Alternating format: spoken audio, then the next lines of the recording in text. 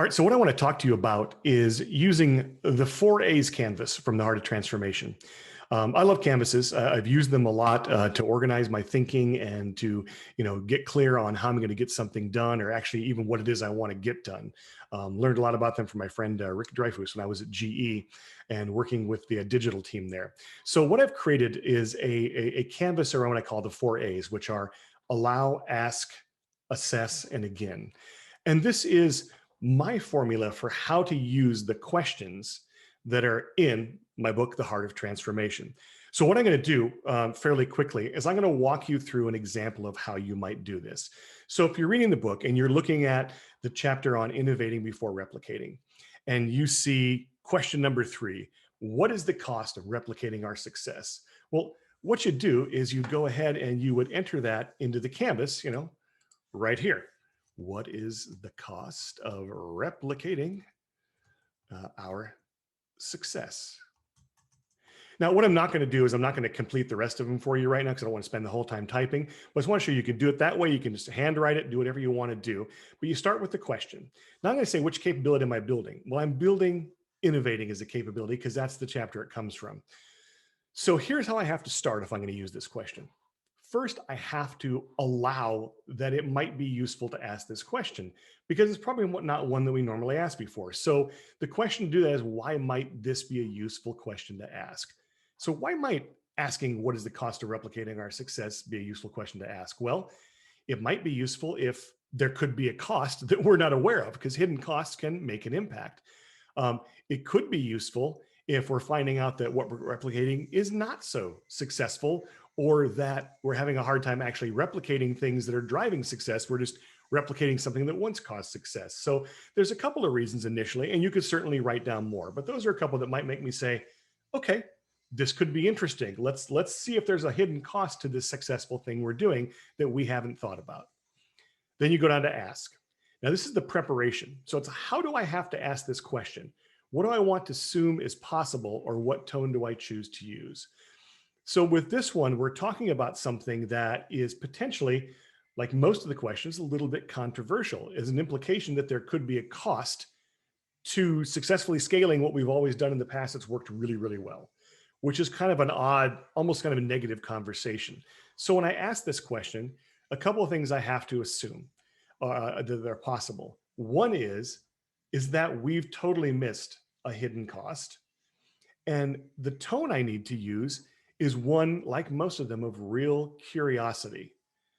So it's not focusing on the replicating and success. It's going to be focused on the cost in this case. So asking the team, so what do we think is the potential cost of replicating this success? What might it be costing us? What might we be missing in doing this?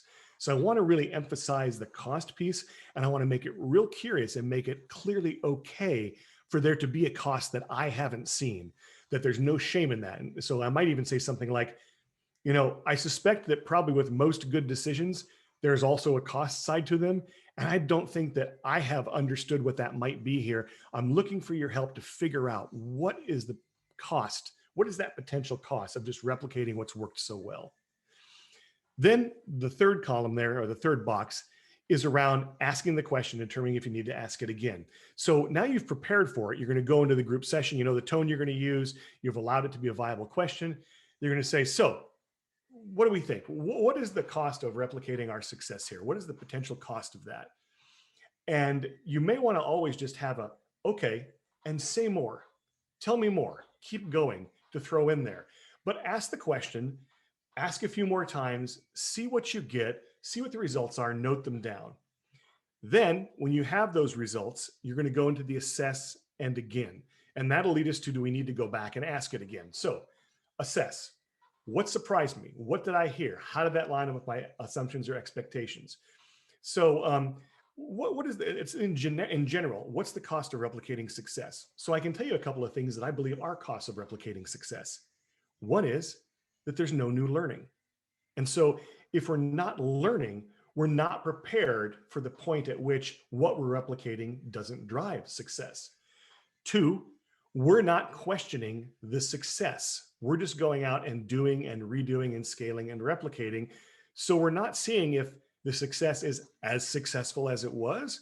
Or is it maybe a little less successful than it was? And is that a trend or a pattern we need to be aware of? So, what might surprise me is that I didn't even think about the fact that I had curtailed all learning in the organization around this issue. How did that line up with my assumptions? What did I hear back? I want to kind of process that a bit. This is sort of my mental debrief. And then the again, do I need to try this question again in the same circumstance? Do I feel like we didn't go deep enough, didn't go far enough? Do I need to follow up with people? And did I show the real curiosity? And this is sort of the self-judgment or debrief of your own process. 4 is about debriefing what was the content of the discussion after asking the question. 5 is about debriefing yourself and how you used it. And then there is the real debrief of yourself, which was what was most useful? What do you know now that you didn't know before? And what do you need to know more about? Now, the difference in this debrief yourself from the again is debriefing the actual asking of the question. And do I need to do that again? This now is my learning process. What was most useful?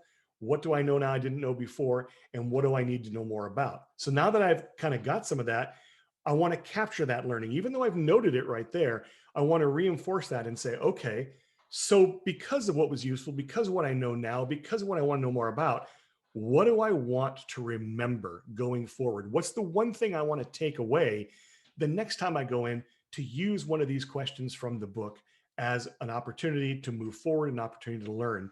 And also, now that I've done this once, do I see a clear opportunity where I might use it again? Because you'll probably want to ask this question several times. My guidance would be ask it at least 3 times with your whole heart, and maybe even more. Pick one question and work that question so you feel you know how to use that question, how to get right in there, and how to get the most value out of asking it. And when you've got that down, when you've started to build a habit around that, introduce a new question. And there's another 30 of them to go in the book, so you should have plenty to work with. So that's the 4A's canvas from the Heart of Transformation. I hope you find it useful. Of course, you can download this at my website at heartoftransformation.net or at michaelleckie.com. That's it. Thank you.